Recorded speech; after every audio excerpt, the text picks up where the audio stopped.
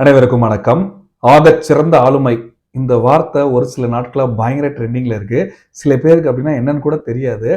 சமீபத்திய எடுத்துக்காட்டோட ஒரு விஷயத்த சொல்றேன் பாருங்க.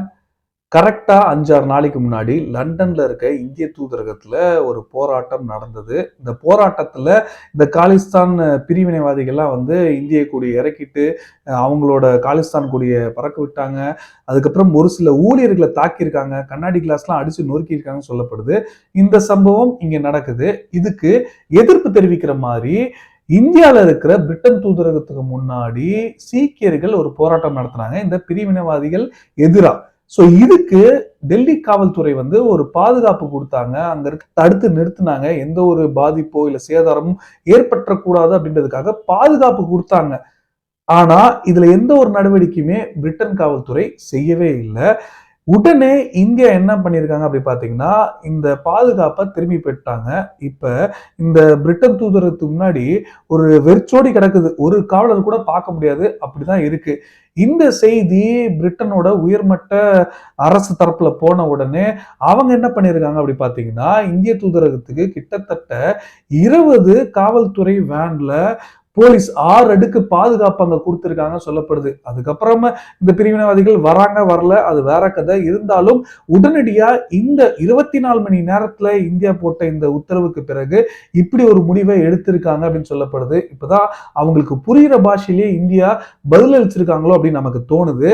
இருந்தாலும் இப்ப இந்த பிரிட்டனுக்கும் இந்தியாவுக்குமான உறவுகளை கடந்த ஒரு சில மாதங்களாவே ஒரு அப்ஸ் அண்ட் டவுன்ஸ் இருக்கதாங்க செய்யுது.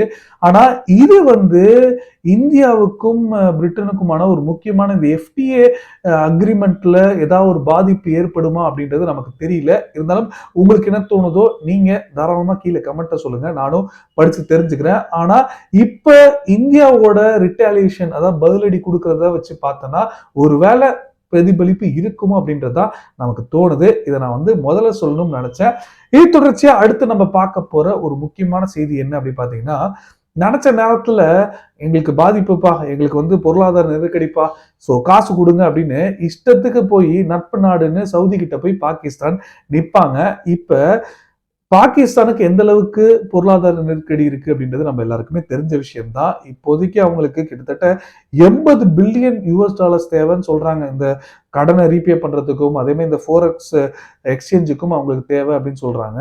ஸோ இந்த சிச்சுவேஷன்ல திருப்பியும் போய் சவுதி கிட்ட தயவு செய்து காசு கொடுங்க அப்படின்னு போய் கெஞ்சிருக்காங்க. ஆனா சவுதி இதை நிராகரிச்சுட்டாங்கன்னு சொல்லப்படுது. எப்படி நிராகரிச்சுட்டாங்க? இது சாதாரண விஷயம் இல்லை. இதுவரைக்கும் சவுதி அந்த மாதிரி பண்ணதே இல்லை. ஏதாவது அவங்களுக்கு பாதிப்பு பொருளாதார நெருக்கடினா இதா போ அப்படின்னு தூக்கி போட்டுருவாங்க. அவங்களும் எடுத்துட்டு வந்துருவாங்க. ஆனா அந்த மாதிரியான சிச்சுவேஷன் இப்ப இல்லை அப்படின்றது வெளிப்படையா இப்ப இந்த கல்ஃப்ல இருக்க ஒரு சில ஊடகங்களே இதை சொல்ல தொடங்கியிருக்காங்க. இதுக்கான காரணங்கள் என்ன அப்படின்னு பாத்தீங்கன்னா, இப்ப சவுதியை பொறுத்தளவு என்ன சொல்றாங்க, நீங்க கேட்க கேட்க நாங்க காசு கொடுத்துட்டு இருந்தோம். ஆனா அதை வச்சு என்ன பண்றீங்கன்னு கூட நாங்க கேட்டதில்லை. நீங்க முதல்ல எக்கனாமிக்கல் ரிஃபார்ம் எடுத்துட்டு வாங்க, அதுக்கப்புறம் நாங்க காசு கொடுக்குறோம் அப்படின்னு சொல்லிருக்காங்க. இந்த IMF மாதிரியான ஒரு இன்டர்நேஷனல் பாடி அவங்க என்ன சொல்றாங்களோ அதை கேட்டு செயல்பட்டா ஓகே, இந்த நாடு மூலமா அவங்க மூலமா நாங்க லோன் தரோம் அப்படின்றத சொல்லாம சொல்லிட்டாங்க. அப்ப நட்பு நாடு அப்படின்றது இனி இல்லையோ அப்படின்ற ஒரு கேள்வி இங்கேயே எழுது.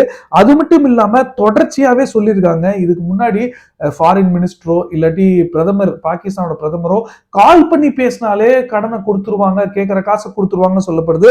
ஆனா இப்ப கிட்டத்தட்ட பிரைம் மினிஸ்டர்ல இருந்து இதுக்கு முன்னாடி இருக்க ஆர்மி சீஃப் வரைக்கும் நேரடியாவே போய் கவுண்டர்ஸை சந்திச்சு கேட்டும் இந்த மாதிரியான முடிவுகள் சவுதி எடுத்திருக்காங்க அப்படின்றது ஒரு மிகப்பெரிய ஹிஸ்டாரிக்கல் செட்பேக் பாகிஸ்தானுக்கு, சவுதி பாகிஸ்தான் உறவுகள்ல அப்படின்னு சொல்றாரு. அது மட்டும் இல்லாம இந்த ஆத்தர் இன்னும் ஒரு விஷயத்த சொல்லியிருக்காரு. அதாவது இப்ப இந்த மாதிரியான ஒரு செட்பேக் ஒரு பக்கம் இருக்கு பாகிஸ்தானுக்கு.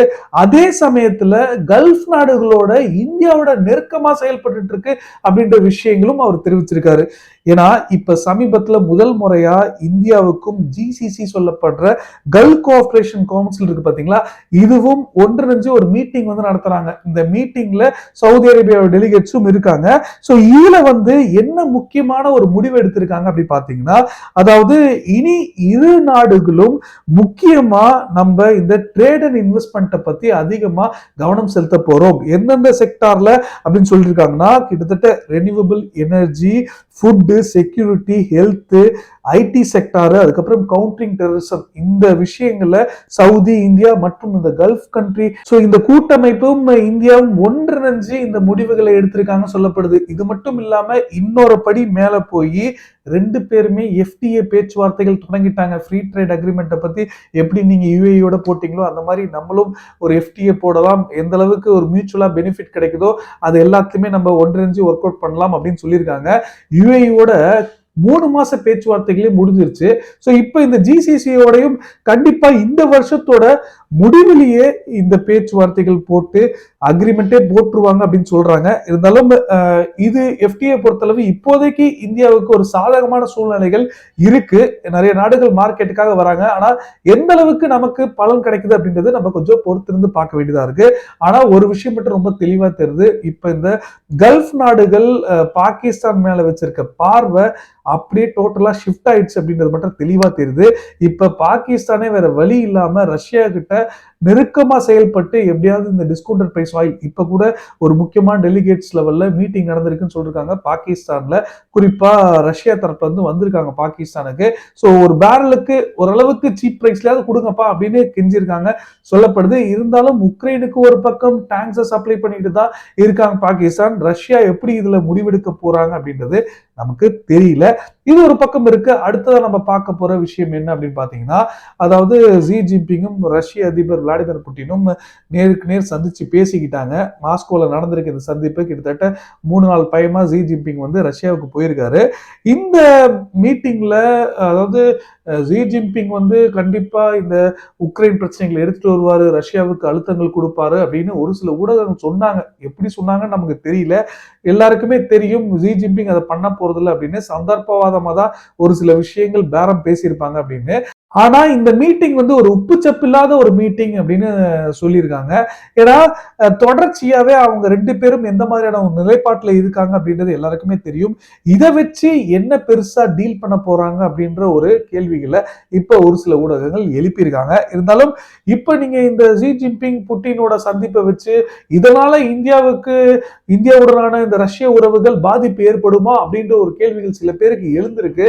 உடனே இந்த நியூஸ் சேனலை பார்த்துட்டு இந்தியாவுக்கான இந்த ரஷ்ய தூதர் இருக்காரு பாருங்க, அவர் ஒரு செய்தியை சொல்லியிருக்காரு. கண்டிப்பா ரஷ்யாவுக்கும் இந்தியாவுக்குமான உறவுகள்ல எந்த ஒரு பாதிப்பும் ஏற்பட போறது இல்ல. இந்த சீனாவோட நெருக்கமா செயல்படுறதுனால சோ என்னென்ன மாதிரியான திட்டங்கள் நம்ம இந்தியாவும் ரஷ்யாவும் எடுக்கிறாங்களோ அது அப்படியே தான் தொடரப்போகுது. இதுல எந்த ஒரு மாற்றமும் இல்லை. இன்ஃபேக்ட் இதை விட நெருக்கமா தான் செயல்பட்டு இருக்கோம் அவர் தரப்புல அவர் தெளிவுபடுத்தியிருக்காரு. இருந்தாலும் நான் ஏற்கனவே சொன்ன மாதிரி இப்ப இருக்கிற சிச்சுவேஷன் காலகட்டத்துக்கு வந்து இந்தியாவுக்கு ரஷ்யா தேவைன்றதை விட ரஷ்யாவுக்கு இந்தியா தேவைன்ற மாதிரியான ஒரு சூழ்நிலைகள் மாறி இருக்கு. மார்க்கெட் மட்டும் இல்ல, நிறைய விஷயங்கள்ல. சோ கண்டிப்பா இதை எப்படி இந்தியா பயன்படுத்திக்க போறாங்க அப்படின்றத நம்ம எதிர்பார்க்க வேண்டியதா இருக்கு. ஸோ இதோட நான் இந்த வீடியோ நிறைவு செஞ்சுக்கிறேன். கண்டிப்பா உங்களுக்கு இந்த தகவல் பிடிச்சிருக்குன்னு நம்புறேன்.